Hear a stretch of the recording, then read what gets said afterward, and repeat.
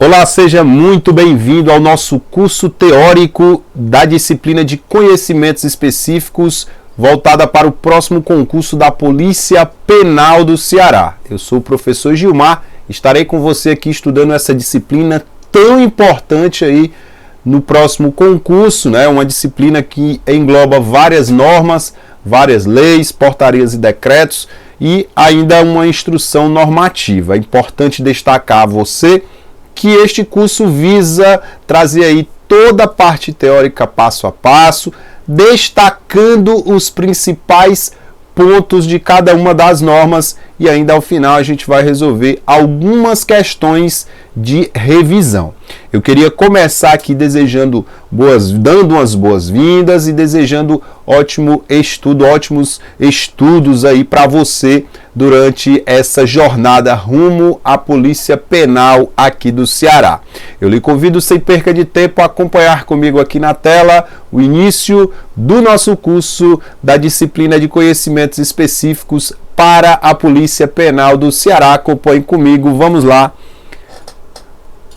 Então, eu tenho aqui o conteúdo programático, começando pela Lei Estadual 9826/74 e suas alterações que dispõe sobre o Estatuto dos Servidores Públicos Civis do Estado do Ceará, o famoso regime jurídico dos servidores, a Lei 9826/74.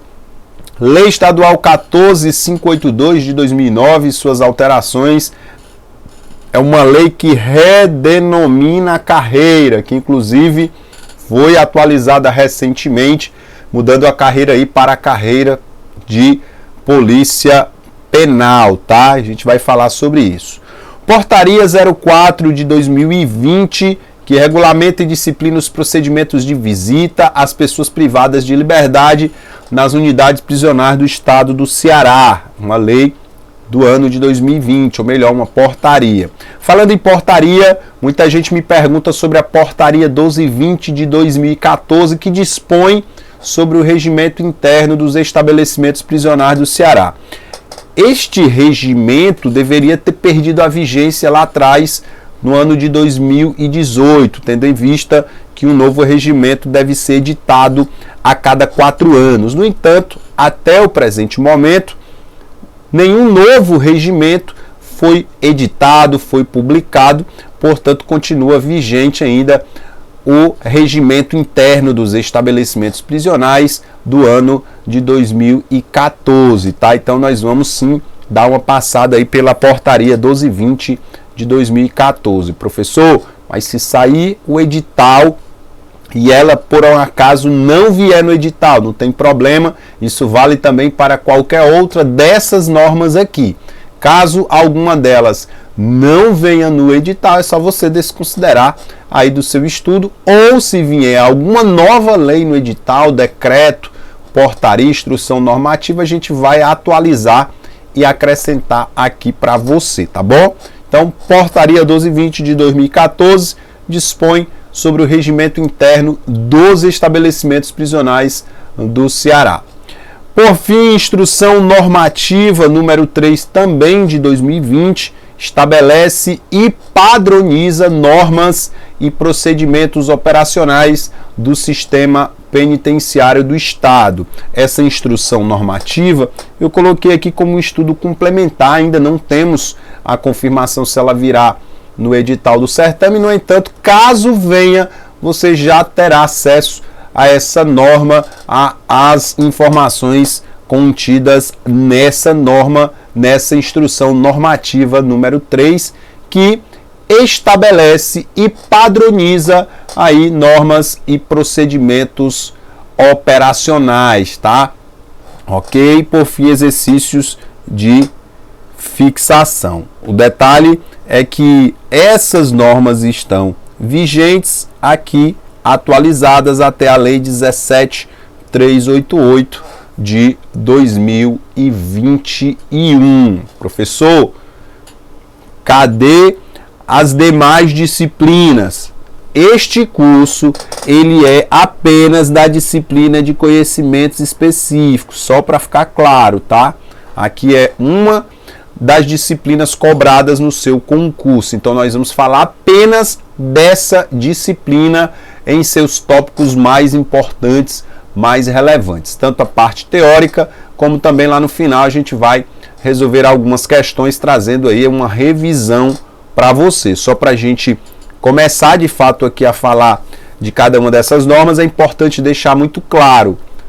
Estas normas são as mais atuais, mais atualizadas no que diz respeito a essa disciplina de conhecimentos específicos. Se até o lançamento do edital houver alguma atualização, nós iremos trazer para você aqui dentro do nosso curso. Nós vamos gravar um vídeo extra, ou 2, ou quantos forem necessários para trazer as atualizações dessa disciplina para você, tá bom? Então, nós temos aqui o conteúdo programático dessa disciplina de conhecimentos específicos e temos aqui tudo o que engloba aí essa disciplina tão importante no seu concurso, tá? Lei Estadual 9826/74, Estatuto dos Servidores, Lei 14582, que redenomina a carreira, a Portaria 04 de 2020, que regulamenta e disciplina os procedimentos de visita às pessoas privadas de liberdade nas unidades prisionais do Ceará, Portaria 1220, que dispõe sobre o regimento interno dos estabelecimentos prisionais, e como uma norma extra aí, eu coloquei aqui a Instrução Normativa número 03 de 2020, que estabelece e padroniza normas e procedimentos operacionais no sistema penitenciário do Estado, tá? Por enquanto, nossa disciplina será composta por estas normas aqui, tá? Começamos então o estudo propriamente dito dessa disciplina tão importante em nosso concurso, a começar com o Estatuto dos Servidores Públicos Civis do Ceará, Lei 9826/74 e suas alterações, tá? E nós já vamos aqui, nosso estudo ele é propositivo, né, direcionado, então a gente não vai perder muito tempo em alguns tópicos e não tão importantes aí da lei, a gente já vai direto ao que interessa. Então nós temos o regime jurídico do funcionário, capítulo único aqui dos princípios gerais, artigo 1º.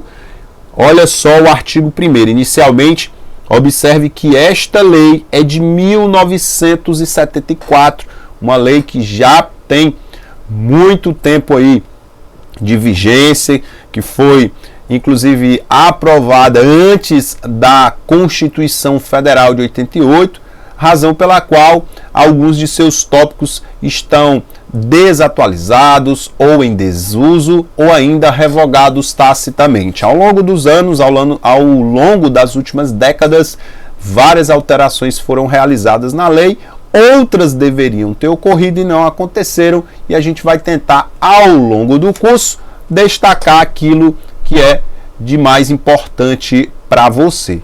Por que esta lei ela é importante e por que ela é cobrada em praticamente todos os concursos para cargos civis aqui do Ceará? Porque esta lei ela trata do Estatuto dos Servidores Públicos Civis do Estado do Ceará, ou seja, ela trata ou ela dispõe sobre o regime jurídico do funcionário civil. Lembrando que o termo funcionário civil ele aparece tendo em vista aí a lei ser de 1974 e sendo que hoje esse termo está em desuso. Hoje o correto, né, há um entendimento de que o termo correto a ser utilizado não é mais funcionário e sim servidor público. No entanto, como aparece na lei, se vier na prova, não está errado por isso, tá? Então nós temos o regime jurídico do funcionário civil, o regime jurídico do funcionário civil, o regime jurídico do funcionário civil. Essa lei, ela é o regime jurídico do funcionário civil e ela traz aí o conjunto de normas e princípios estabelecidos por este Estatuto e legislação complementar, reguladores das relações entre o Estado e o ocupante do cargo público. Artigo 1º, muito relevante, às vezes a gente não dá a devida atenção, mas olha só o que o legislador ele disse para nós, que regime jurídico é o conjunto de normas e princípios. Regime jurídico é o conjunto de normas e princípios. Conjunto de normas e princípios estabelecidos por este Estatuto e legislação complementar. Aí ele diz, reguladores das relações entre o Estado e o ocupante do cargo. Então, quando você ouvir falar de regime jurídico no contexto deste estatuto, desta lei, você vai lembrar que regime jurídico nada mais é do que o conjunto de normas e de princípios estabelecidos por esta lei e legislação complementar, reguladores das relações entre o Estado e o ocupante do cargo, tá? Então é aqui que a gente encontra normas, princípios, regras que devem ser seguidas, é aqui que a gente encontra tudo que envolve a vida profissional daquele que integra os quadros da administração pública estadual. Aqui a gente encontra deveres dos servidores, obrigações, direitos dos servidores. Além das proibições, a gente encontra aqui o regime disciplinar, procedimentos para apuração da responsabilidade disciplinar, sanções disciplinares e aí vai. Então, onde eu tenho o regime jurídico, eu tenho um conjunto de regras, de normas e de princípios que devem regular as relações entre o Estado e o cidadão que ocupa o cargo público, tá? Muito bem. Artigo 1º. A quem aplica-se este regime jurídico? Aplica-se o regime jurídico de que trata esta lei aos funcionários do Poder Executivo. Perfeito, funcionários do Poder Executivo. Aos funcionários autárquicos do Estado. Perfeito, show de bola.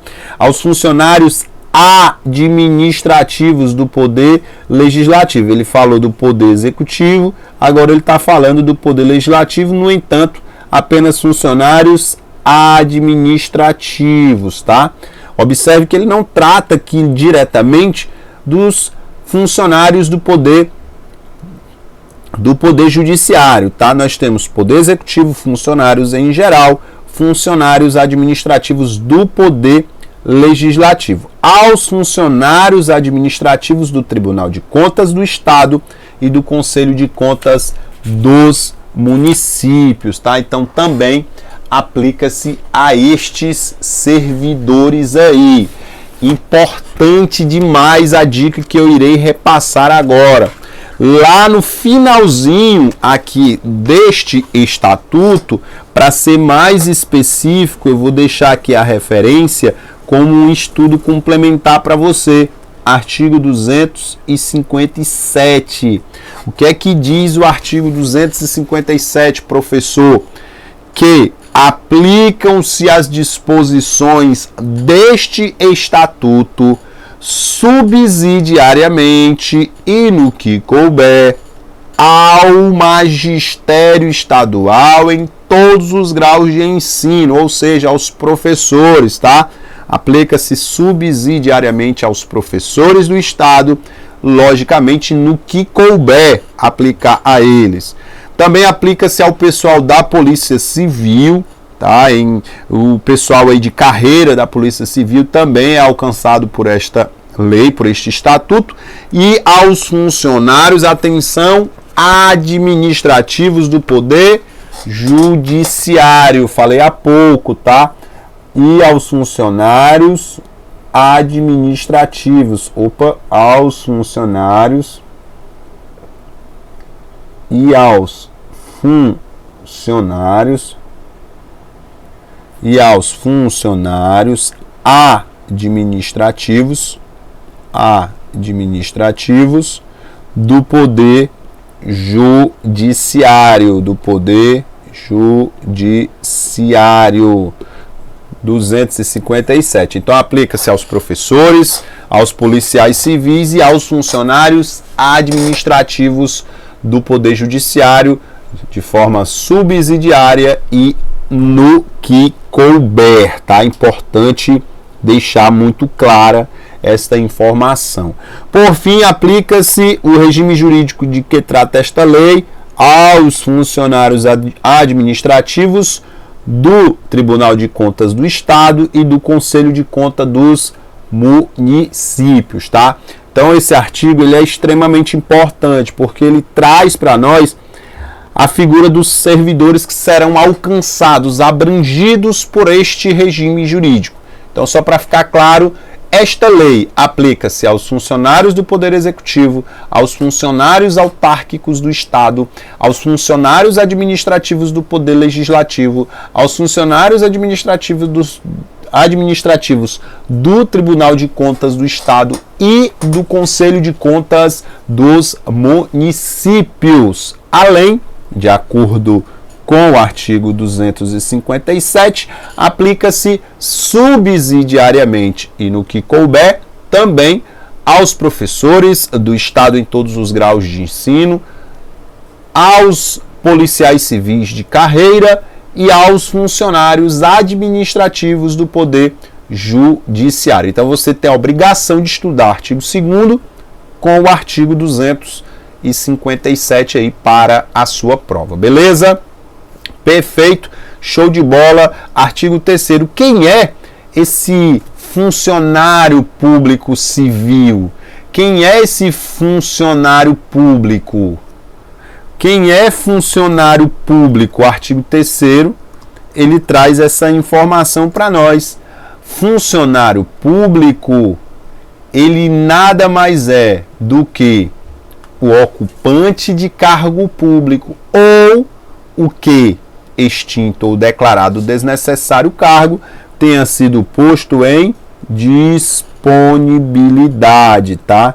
Tenha sido posto em disponibilidade. Só lembrando a você que usamos hoje a expressão servidor público para nomear pessoas que são contratadas pelos órgãos públicos e empresas estatais, tá? Assim abrangemos quem tem uma relação profissional ou de trabalho com o Estado.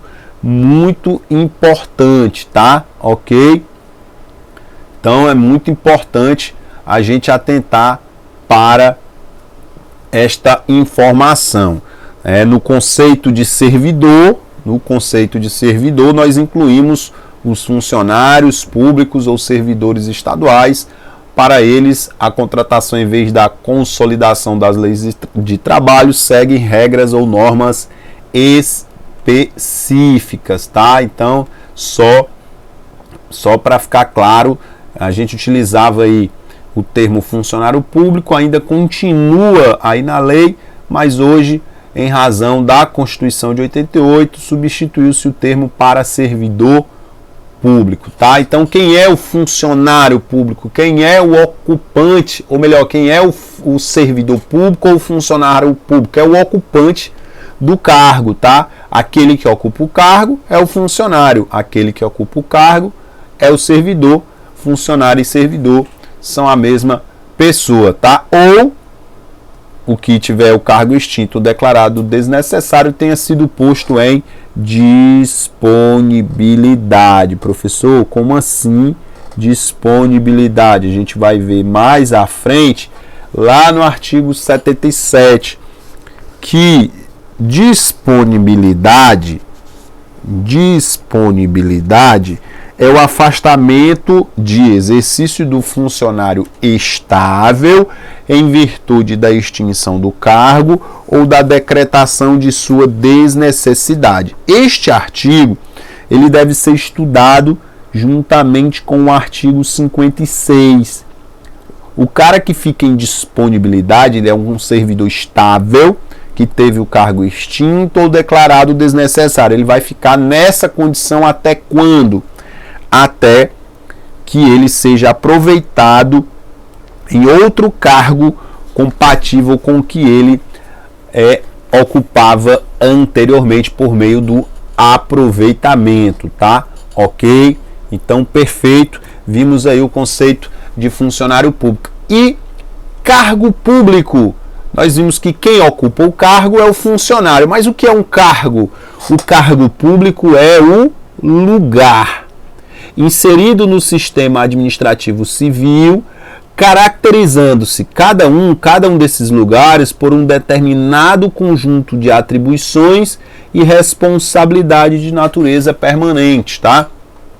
Exclui-se da regra conceitual deste artigo o conjunto de empregos que, inserido no sistema administrativo civil do Estado, se subordina à legislação trabalhista, tá? Então, não entra aqui no conceito deste artigo do conceito de cargo público aqueles que ocupam, que são inseridos no sistema administrativo civil do Estado, que ocupam aí os chamados empregos públicos e estão subordinados à legislação trabalhista, tá? Então, cargo público nada mais é do que o lugar inserido no sistema administrativo do Estado, caracterizando-se cada um por determinado conjunto de atribuições e responsabilidades de natureza permanente.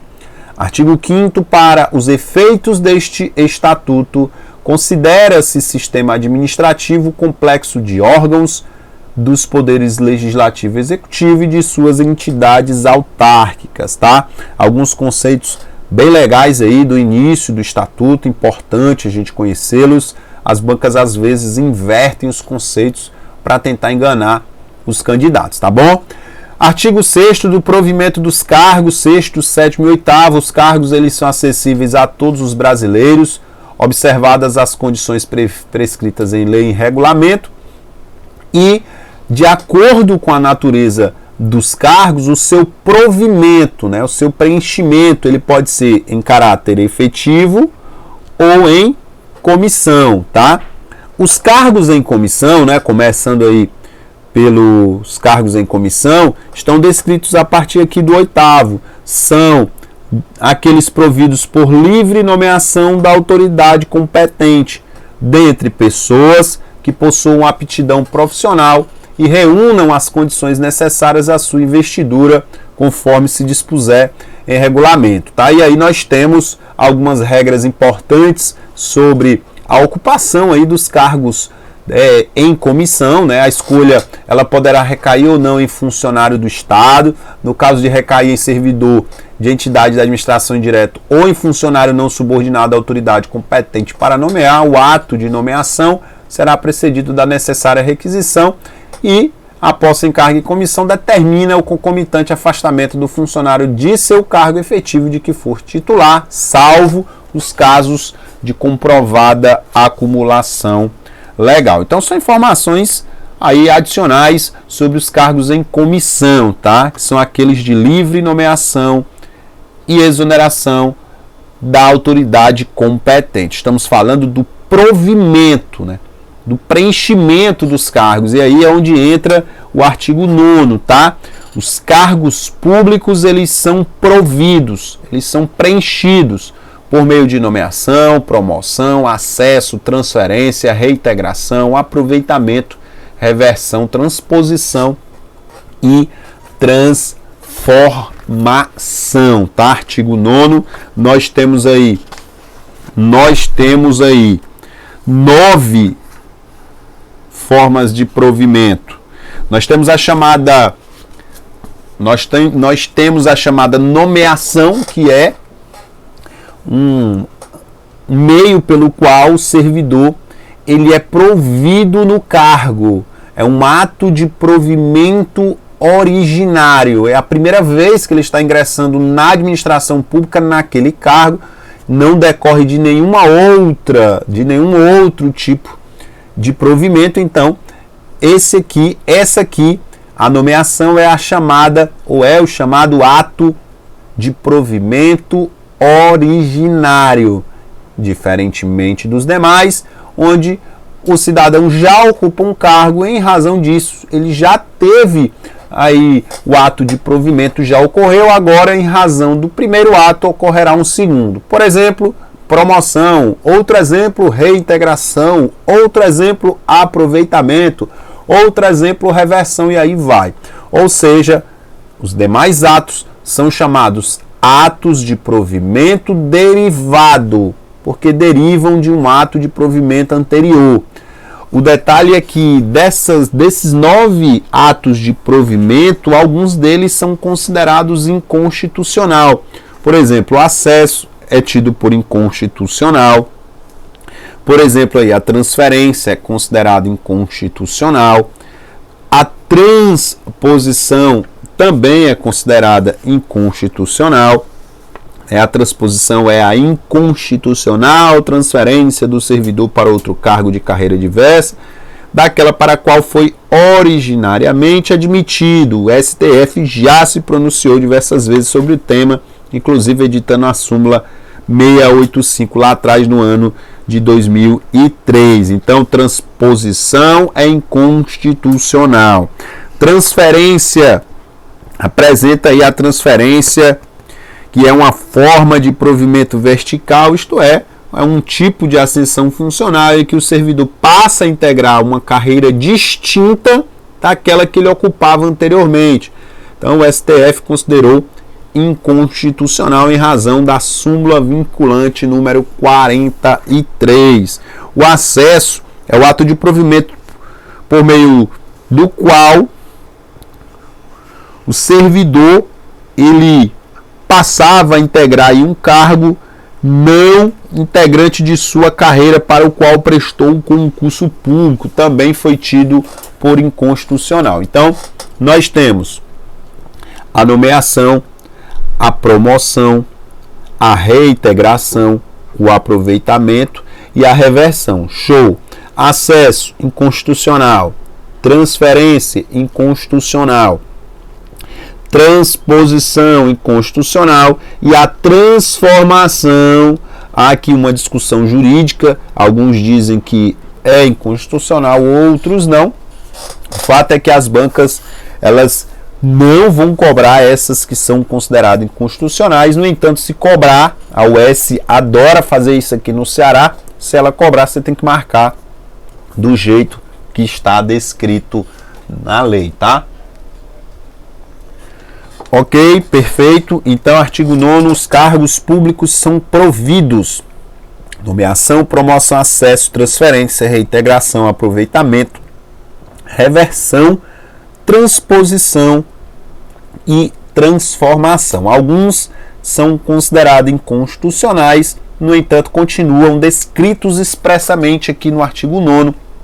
Você tem que ficar esperto aí na questão, analisar com calma para saber se ele está cobrando letra da lei ou se ele está querendo um conhecimento mais aprofundado aí, cobrando o que prevê a Constituição ou o que prevê aí o entendimento dos tribunais superiores, tá? Então fique esperto com relação ao artigo 9º, tá? O ato de provimento deverá indicar a existência de vaga com os elementos capazes de identificá-la. E por fim, artigo 11º, disciplinamento normativo das normas de provimento de cargos públicos, referentes aí dos itens 8 e 9 do artigo 9º, é objeto de legislação específica, tá? Muito bem, nós vamos encerrar este primeiro bloco aqui no artigo de número 11. No próximo bloco a gente vai continuar agora falando um pouco sobre os cargos efetivos, o concurso público, nomeação, posse, exercício, estágio probatório, que são assuntos extremamente importantes para a nossa prova. Esse será o ritmo aqui do nosso curso. Espero que você esteja gostando e espero mais ainda que você aproveite bem tudo que será repassado aqui durante as nossas aulas. Nós encerramos aqui e no próximo bloco a gente continua. Um grande abraço e até o próximo vídeo.